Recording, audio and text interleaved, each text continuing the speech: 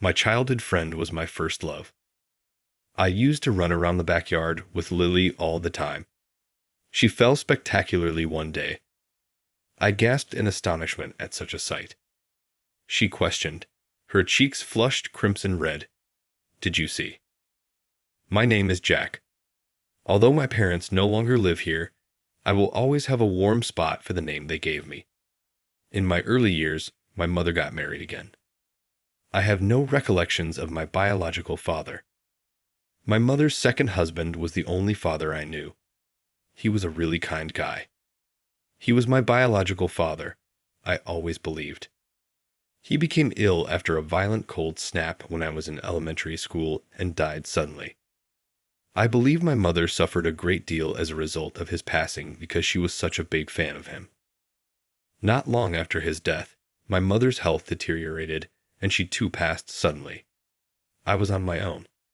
When I was in elementary school, I discovered that sadness could really kill a person. My paternal grandma Bella Barnett was the one who took me in when I was abandoned. She was the one, I was told, who had fought against my parents' union all the way through. My grandma and I were the only surviving relatives after my grandfather had already passed away. However, I am not a blood relative of my grandma. Even though we are not blood cousins, the fact that we are the only Barnett family members left endures. My grandma took over my grandfather's company and continues to work there now. She is the epitome of the matriarch. Even mature men bow down before her when she gets going because of her intense fervor despite her seeming frailty. When I was a kid, it was really horrifying. I was just afraid when I learned that I would be living with such a grandmother. Up to the day I had to move in with such a terrifying individual, I can still remember crying every day. I'm 25 years old now. Despite her concern, my grandmother raised me in a really admirable way. There was a strange feeling when we initially moved in together, since neither of us understood how to talk to the other. I assumed that Lily, the daughter of the gardener who worked at my grandmother's house, served as our intermediary. Lily was a newborn when she was originally taken in by my grandma, and her father had her out in the garden when she was dumped on our porch. It seems that her father was raising Lily alone after his wife left him, and my grandmother had allowed him to take Lily to work. My grandma and I couldn't get along for 3 years, and I never felt comfortable coming home. The young infant was sleeping on a mattress that was spread out on the porch when I arrived home from school one day.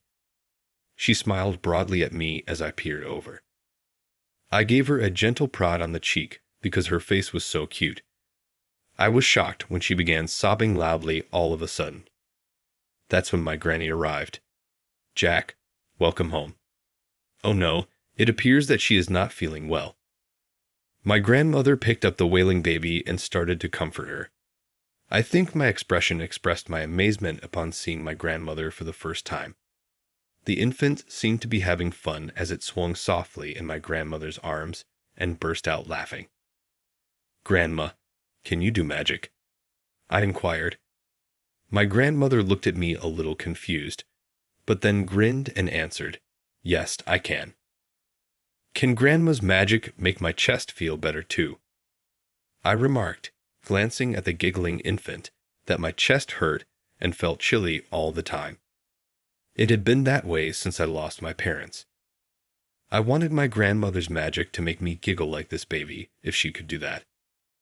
At the time, I was a little immature compared to my peers. My grandma put her hand softly on my chest and whispered, "It's a secret," in response to what I had stated.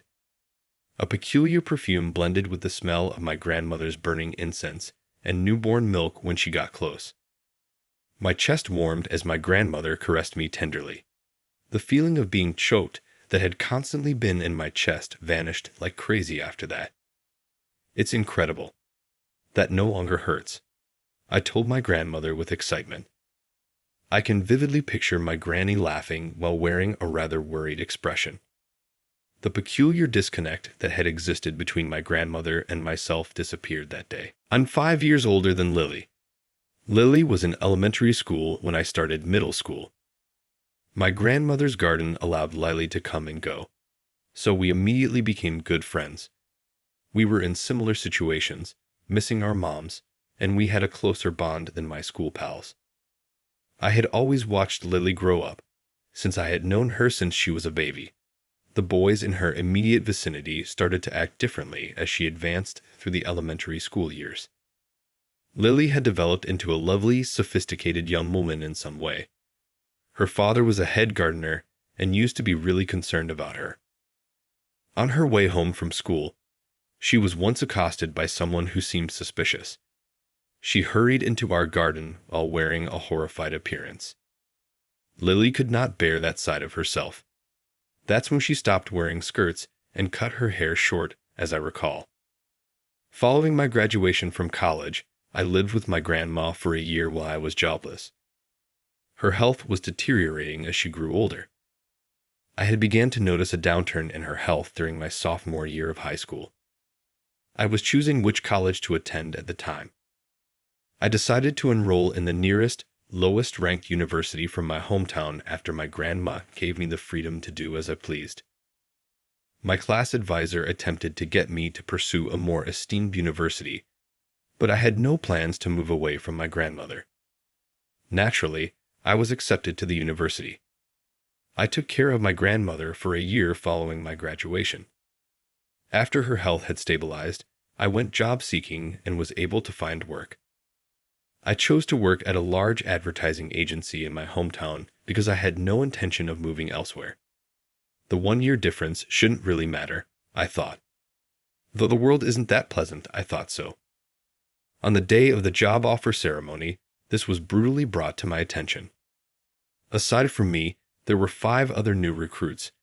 They were all elites who had graduated from prominent colleges and seemed to take great satisfaction in that fact. Mr. Baker, a recent graduate of a top university, was in charge of training us new recruits. I was astonished to see him blatantly prefer the junior staff who had graduated from the same university as him. As a recent graduate of a lowly university, I was treated as if I were inhuman. Since the pre-joining orientation, things have been this way, and I'm becoming sick and tired of it every day. Oh, he looks so fed up again today, my grandmother, who had regained some of her vitality, said while sitting on a rocking chair in a room with a view of the garden, knitting something. The strength in her eyes had not diminished, despite her aging and fragility. I've come to understand that life may be quite difficult. I joke about with my grandmother about Mr. Baker. My grandmother gave my anecdote a hearty laugh. Whoa, it's amazing that a man with his level of tradition is still alive. Ah well, it's Lily back after a lengthy absence. In an instant, hearing Lily's name lifted my heavy heart. Lily should be turning 20 this year, but I haven't seen her since she finished junior high. Our only communication has been via correspondence. Evidently, when Lily was about to graduate from junior high school, she had discussed her future plans with my grandma. Lily was adamant that she could pursue her passion without going to high school. Naturally, Mr. Depp, her father, was adamantly against it. He was adamant that she attend high school, which caused disagreements practically every evening. When I got home from school one day, I saw Mr. Depp and my grandmother seated side by side in the living room. My grandmother beckoned me over as soon as she saw me. I sat down across from my granny. Lily appeared really solemn, and Mr. Depp appeared concerned. I knew right away that this had to do with her future intentions. Dad, I get where you're coming from. Lily was the first to break the silence. I understand the value of high school, but I don't need it. Mr. Depp remarked, sounding disturbed. Even so, you must understand the difficulties you'll face in the real world without at least a high school diploma. He didn't seem to be angry at all. I want to be a horse worker. I wish to develop into a steady hand. I have to train at a ranch for that. My dreams don't deserve me to go off course. Compared to the main leagues, local horse racing offers better career paths for civil servants. However, real-world experience is still required. Maybe I could have an advantage by starting early than others. Lily was sincerely attempting to persuade her father that enjoying high school life at the expense of pursuing her true passions would be a waste. This is the side of Lily that I've always appreciated. She is quite direct and doesn't hesitate at all. She has frequently supported me while I've been struggling. Lily has a point, Mr. Depp. High school life offers many benefits, but what if those benefits don't meet her needs? Isn't that something Lily has to decide? I stated. My remark appeared to have Mr. Depp gasping for air. I believe he was speechless. I concur with you. I believe Mr. Depp's only concern is Lily. Can you then leave Lily's future in my hands? I swear, I'll locate a suitable training facility. My grandma said to Mr. Depp, let's observe the youth's journey together. My grandmother has always had a strong voice, in my opinion. It's challenging to refute. Ultimately, Mr. Depp gave in, and shortly after Lily's middle school graduation, she departed for an Alaskan ranch. Since then, it has been a while since we last saw one another. Lily has just returned from Alaska. I was a little miffed that she didn't get back to me. She claimed that since you were preoccupied with your new job, she didn't want to bother you. Seeing her well in content would be preferable to us, not meeting out of consideration. I really thought there was an orientation the following day before I started my new job. I felt disgusted since early in the morning while I was making my way to the firm. Mr. Depp had already begun trimming the garden's plants. I was somewhat relaxed by the aroma of the plants. The sound of the snipping reverberated in the refreshingly calm air. Since I still had some time, I spent it quietly observing Mr. Depp at work. He's becoming a little older and more dignified. It seems that he intends to hire a few trainees in the upcoming year. Being a craftsman himself, I believe Mr. Depp must have known Lily's emotions better than anyone. I finally started to notice stuff like these as I grew older. Master AEL, is today your company's entrance ceremony? Mr. Depp looked up from his job and saw me staring. I'm 25 years old, and he still calls me Master AEL.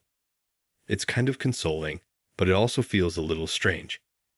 In actuality, this is merely orientation. This is training in preparation for entering the organization. I scratched my head and muttered, there's a lot to learn, to which Mr. Depp laughed heartily. Well, this is only the start, is it not? Continue as you are. Encouraged by Mr. Depp's support, I was able to start. I waved him off, then made my way to the office. It was obvious that I was the outsider as soon as I got to work. It became a big deal that a guy like me, who went to a low-tier college and had been jobless for a while, was hired. Mr. Baker was talking loudly to the other newcomers about my history. It's as if he has no idea what personal privacy is, because he continued the talk despite knowing that I had entered the room. He looked me in the eyes and concluded, I must have some big connections. Being referred to as Mr. Bottom to University all day irritates me, though I try not to let it get to me. After graduating, what did you do? I take it that Mr. Bottom to University is unemployed. Did you belong to the NEET? Mr. Baker never stops making fun of me, and I'm sick of it. It's challenging to learn the crucial training material when you have to listen to him brag about how hard he worked to get into this organization and about his college adventures. Of course, the bullying didn't end there. I was the only one who didn't receive any paperwork or updates from the conference room on room changes. It resembled the kind of elementary school bullying. I was so amused by it that I thought about quitting midway. This might go on forever if this is what it's like to work here. Merely thinking about it depletes all my energy. I can only hope that I'm allocated to a department that is as far away from Mr. Baker as feasible. However, Mr. Baker is not the only issue.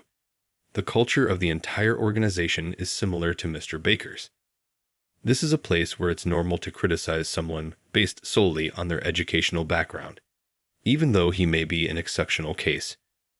I sensed this general trend quite strongly. Lily was cleaning the yard when I got home from a gloomy training day. For a minute, I couldn't even say hello to her. "Oh, Jack, it's been a while," Lily said as she swung a bamboo broom in greeting. Her waist looked abnormally large. "I made a mistake. I'm receiving treatment at home." She looked up at me, then quickly raised the hem of her shirt. There was a white cast underneath. She apparently fell off a horse while being trained. During her leave, she has returned home to recuperate. There is a lot of heavy lifting involved in working at the stable. The owner of the property informed her that taking good care of her back is essential. I can't help but think about our early days spent playing in the garden as I watch Lily with a bamboo broom in her hands. And Lily was my first love. I remembered Lily falling dramatically in the yard one day. "Did you see me?" Lily timidly said after she had fallen. My first instinct was to say, yes. She wouldn't talk to me for a week after that day. That was difficult, I recall. She recognized immediately when I lost myself in the past and asked, "Are you reminded of something silly now?" Terrifying me, she raises the bamboo broom. No, not at all. With a broom in hand, Lily begins pursuing me. Fearful, I bolt without thinking. As we rushed about the yard, my grandma could be heard laughing loudly from the porch. "Doesn't running so much hurt you?" Breathless from not exercising enough. Lily continues to calmly chase after me. It hurts, of course. I'm relishing the suffering. It appears that she is going through pain in order to learn from her error. It struck me as a rather firm remark. It's the path I chose. This pain is nothing. After a while, Lily triumphantly climbed onto my back, and I was easily grabbed. My outfit was getting soiled, but it didn't matter to her. Lily gave me a congrats on my back. It was the day of the entrance ceremony, and I had finished my pre-employment training. I was still not sure that joining that company was the proper move. Even though I was still unsure, I dressed in my suit, fastened my necktie, and walked through the front entrance to the company. Whether I like it or not, if I continue to accumulate days like these, my current predicament may eventually be laughed at. Thinking that way seems like self-deception to me. Often, bad instincts are accurate. At the admission ceremony, there was an incident. It took place right before the ceremony began. Mr. Baker began to play about with me in front of the outside guests, as usual. Out loud, he referred to me as the bottom to university guy. It's unexpected that you were able to attend the opening ceremony. People at universities with FF rankings are incredibly resilient. Mr. Baker purposefully shouted loudly enough for the guests to hear that I attend a university on the lower end of the scale. I attempted to dismiss him with a fake smile. "How did you go about getting a job?" Isn't it preferable to express it honestly? Mr. Baker seemed to take pleasure in making fun of me in front of everyone. His constant criticism of me is really getting on my nerves. There was some agitation among the guests, perhaps in response to the term nepotism. "I'd really like to see the face of your parents who got you in here using connections," hissed Mr. Baker. I heard Mr. Baker say it with triumph, but he got no response from me. "You want to see his parents?" I held him up, and a firm voice rang through the hallway. My grandmother was sitting in a wheelchair, wearing a suit with a guest ribbon pinned to her chest, when I swiftly turned to face the voice. I moved the wheelchair in closer proximity to Mr. Baker. The wheelchair was being pushed by Lily. When my grandma suddenly appeared, Mr. Baker was shocked. The CEOs rustled just as my grandmother stepped forward. I brought him up. "Do you find that offensive?" Anger entered my grandmother's eyes. Mr. Baker struggled to express her authority. He was blatantly mocking me only a moment earlier. He now resembled a frog under a snake's intense gaze. Now what to do after my grandmother said it? Glancing over to the executive seats, they were stunned by her presence. This company serves her company as a client. The company that my grandma owns is involved in the majority of the agreements. It appears that my grandma was asked to address the new hires with a congrats. The execs were obviously aware of me. They had even admitted to me in the interview that nepotism was the reason I wasn't hired. When Mr. Baker saw the executives becoming angry, it appeared that he had recognized his error. Isn't this company's standard of decency too low? Nobody ceased the demeaning behavior. This, in my opinion, disqualifies it from being AEL's workplace and a commercial partner. Chairman, what are your thoughts on that? Said Lily. After Lily's remarks, my grandmother gave a hesitant nod. She turned to face me then and said, "Let's go home." AEL. It felt strangely rejuvenated. I have no desire to work for this company. I've stirred things up. Please carry on with the ceremony. My grandson will accompany me. On the contracts, we'll get in touch with you, my grandmother remarked. The executives spoke up. Wait, please. My grandma didn't seem to notice the uproar when Mr. Baker was being yelled at to apologize. My grandmother calmly said, "Let's go home."